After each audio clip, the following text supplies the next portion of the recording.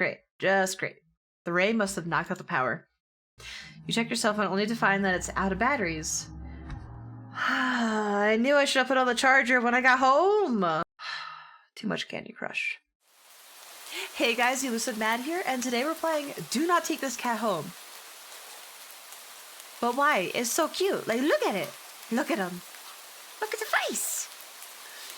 If you guys are easily disturbed or are a child, please leave. This game is not suitable for you. But I'm excited to find out why I should not take this cat home. But like, look at him. Look at those eyes. They want to come home with me. I'm just gonna take him home. You're not having a great day as usual.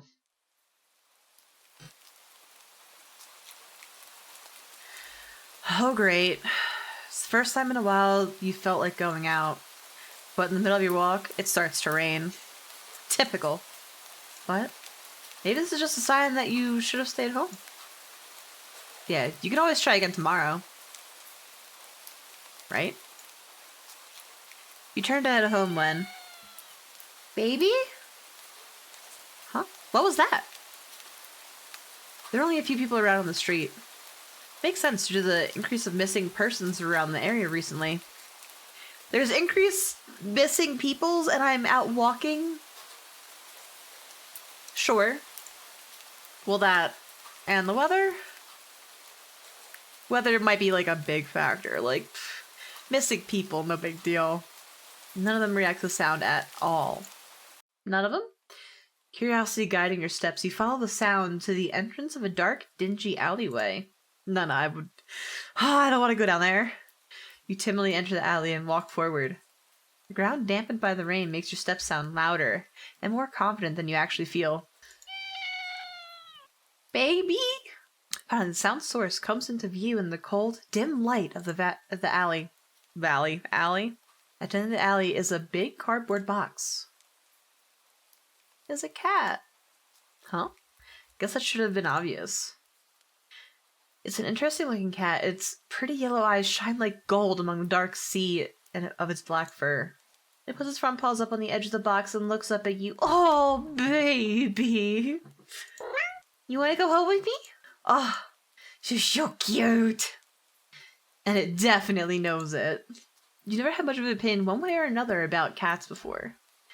But if they're all like this one, it's a shock they hadn't already found a way to rule the world. Let's be real. They did. They do. Right, baby? He's asleep on the bed. He's cute. You don't think you'd mind bowing down to a feline overlord. You look around the alley with a small frown. Who leaves cats in cardboard boxes these days anyway? Won't they just jump out and leave the box eventually? No. No. They stay there. They live there. Everyone knows that if you have a cat and like you get them like a cat tree or anything in a box, they will play with the box more than the other thing. Guaranteed. The cat doesn't answer you. Obviously. It also doesn't do as you suggest and leave the box. It just looking at you as if waiting for you to make the next move. Obviously, I'm taking home this cute little baby. You know what? Yeah. You reach in the box and pick the cat up, holding out in front of you. Why not? Oh, you're all alone and well, I'm kind of the same boat myself, so you bring the cat close. You didn't realize it was shivering until then, but it slowly breathes easier as it presses into your chest. Oh, why not stick together, right? At least for a little while. Oh, the little purpers. You think a little while, well, probably more like a day. You'll be responsible and take it to a shelter tomorrow. But for now, cat. We get a free cat. Let's get you out of the rain, okay? Oh, like that idea. You stop by a small local pet store for some cat food and then head back home. You live in a modest apartment. 1 bedroom, 1 bath. One you living alone in it. So it feels weird having another living being inside after so long. Even if it is just a cat. After locking the front door and placing the cat on the floor, you watch for a moment as it curiously explores the new environment. Oh, I can just only imagine. Leaving the feline to its own devices, you set about making the both of you some dinner. You take out a can of cat food and open it with the tab on top. You put some cat food in a saucer and click your tongue to call the cat over. It perks up at your beckoning and rushes over. It looks at the plate of food and completely ignores it. Ah, baby, don't you like the food? Not hungry, I guess? You try not to let it annoy you. The cat doesn't understand the concept of money to appreciate that you spent your hard-earned cash on it. Hell, just like a cat. I'll just leave it here if you get hungry later, okay? The cat rubs its body against your legs with a purr. Oh, precious baby. You smile. That's enough of a thanks for you.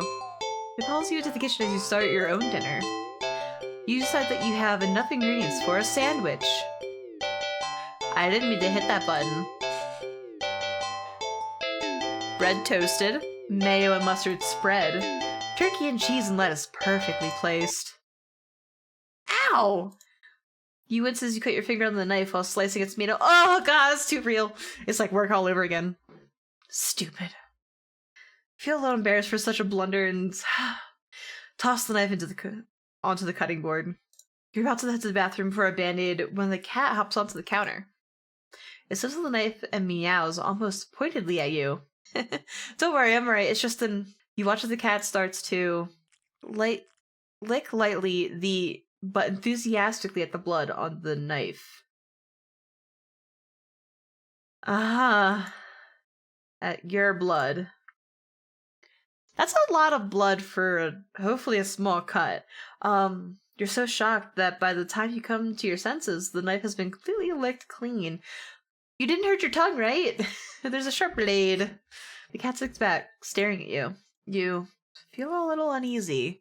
Is this like piranhas? Like, you can have them as a pet, but then if they catch, like, blood, then they become ravenous for it? Please tell me that's not this. Sure, cats are meat-eating predators, but that was a little weird. Right? Sure, you're no cat expert, but that was definitely not something an ordinary cat would do. Right? Oh, precious baby. Well, regardless, you're about to abandon a cat in need while it's still raining outside. Not after all your efforts. You're going to take it to the shelter tomorrow anyway. What's one night of awkwardness? Weird or not, it's just a cat. The rest of the evening, unfortunately, goes downhill from there. Great. Even after covering up your fingers cut with a bandage, the cat keeps trying to lick at the wound. While you're eating your sandwich, while you're cleaning up the kitchen, while trying to watch TV. You gently push it away every time, but you're starting to get worried at the strange behavior. You know, cute cats nibbling on, like, your fingers is kind of cute, but, like, specifically the wound, ooh. What if it got a taste for blood and thinks you're food now? You're not sure what you do if it starts to get more aggressive. You keep thinking about the cat food sitting on the counter, untouched. Yeah. Whoa, whoa, whoa, baby. Baby, there's food. You have food. I gave you food. Come on, enough already. You shoved it away a little bit more forcefully this time, out of annoyance. You feel bad immediately, but before you can do anything, the cat meows sharply at you and dashes off around the corner and into the hall. At this point, you're just worried that it's going to take a bite out of you in your sleep. Maybe the vet will have an idea on how to calm it down? You can only hope. You don't have many other options left other than tossing the cat out in the rain. I can find a number for the local vet. Please someone turn on the lights. The lights just went out? Great. Just great. The rain must have knocked out the power. You check your cell phone only to find that it's out of batteries. I knew I should have put on the charger when I got home. Too much Candy Crush. You must have forgotten to charge before heading earlier. The outing had been so spur of the moment that it had no doubt messed with your usual routine. You have a flashlight and turn it on. Oh, goody! Did the rain stop? But then, why did the power go out? You look outside. The sky is pitch black. What time is it? You turn to check the clock. What? I'm seeing... the cat sits on top of your digital clock staring at you.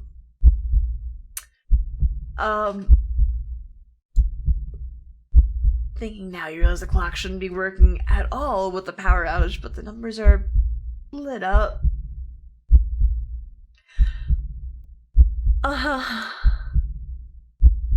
I'm going completely haywire. The cat stares at you, it's completely still. You'd think it was a statue if you didn't know any better. Yeah, it's just a night light that I picked up outside. It's not giving off any indication that it's alive. It's not blinking. It's not even breathing, but its eyes. This isn't normal. You're afraid. You want to run, but you're afraid of letting the cat out of your sight. You consider tossing the cat out after all. But as soon as the thought enters your head, as soon as you feel a sharp urge to vomit, its eyes hold you still. Even with your flashlight trained on it. Its pupils are large, rounded, inky pupils. Flashlight flickers. Did I not charge those batteries either? Ugh. The cat is gone. Fear immediately grips your mind. The silence punctuates with the rapid pumping of blood in your heart. It's overridden as your ears slowly start to pick up the sound of static all around you. How's the clock working with no power? You don't know why such a question matters at the moment, but you feel as if having the answer will make sense out of everything that's happening. Maybe it has batteries. Maybe I could take them and use the flashlight? But no answer comes to mind. You back away from the clock. I feel as if the air itself coils tightly and abruptly in response. Like a predator prepared to pounce. But waiting. Waiting for your next move. But you're afraid to move. You're afraid to even take a breath. But you can't stay still forever, right? Whatever is watching you, you can already feel its impatience. It's too eager. You don't know how you know this. But you can sense it as clearly as if it had whispered. Let's play. Oh, let's not. Right into your ear. Right into your soul. Okay, we're calm, we're cool, we're fine. It's just a cat. It won't let you wait it out. Not that you could even if you did. You can't stay here. You have to run. With this thought, a sudden primal instinct awakens in you, making you tear yourself into a hasty burst of movement, of action, but you're still weak from the fierce grip on your mind. Your legs tangled together under you in your haste, and you fall into the ground. Oh! Oh no. A sharp pain explodes in the center of your foot. At first you think you've broken your ankle, but something warm and wet trickles down the length of your foot, pooling underneath of it. You hear the sound of metal scraping on tile after skidding across the floor, as if it had been kicked. Winded from your fall, you look up in a daze and see an object glinting in a strange light coming from outside. The light pouring in from the now open front door. Front door? Why is it open? Thoughts of how, when, who, what, in regards to your inexplicably open door screech to a halt.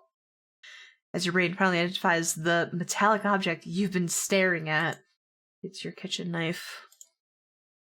And still tinted red from your earlier blunder? But that's not right. Was it completely licked clean by the... You go up dryly at the pain in your foot. You barely have time to wonder how the knife ended up on your living room floor to be stepped on. instead of resting on your cutting board in the kitchen where you'd left it. When you spy something in the darkness just beyond the knife, it spies right back at you. A pair of glowing golden eyes come forward as the cat emerges from the shadows into light from your doorway. Hey, baby! It pads slightly over to the knife as if skipping in delight. No, baby, don't lick that. It's not good. Bends down to leap at the blood dripping from the blade. Your senses slowly begin to overwhelm you. The chill in the air as it starts to suffocate you under its weight. The sound of your shaky breaths discordant against the static now piercing your skull. The dryness in your tongue spreading to your throat. The incomprehensible sight of the stray you've taken in, licking away at your kitchen knife, once again completely clean. No, baby, you're not supposed to lick that instead of blood from the fresh wound on your foot. Oh no, blood. Golden eyes slide up to you as if in response to your sudden realization. Blood. You're hurt. Your foot is bleeding. You're bleeding. You're bleeding. The cat barely moves, shoulders twitching as if considering the act of pouncing forward. There's a nice pool right there! You don't need mine, right? But you're already on your feet and out of the door. You run, or rather limp, down the empty street. The sky is black and bleeding red, but there's a strange light emitting from nowhere that casts everything else in white. The houses, the trees, the road, even you. Everything. Except your blood. You can just barely glimpse the bloody imprints your injured foot leaves in your wake with every impact it makes with the ground. It hurts. But you can't stop. You don't stop. Not when the shadows grow around you. Not when you feel the gaze of eyes all over you. Not when the road ahead of you is darkened by a light shadow of something behind you. Even then, you don't stop running because if that's the cat right there ahead of you, then what in the world is behind you?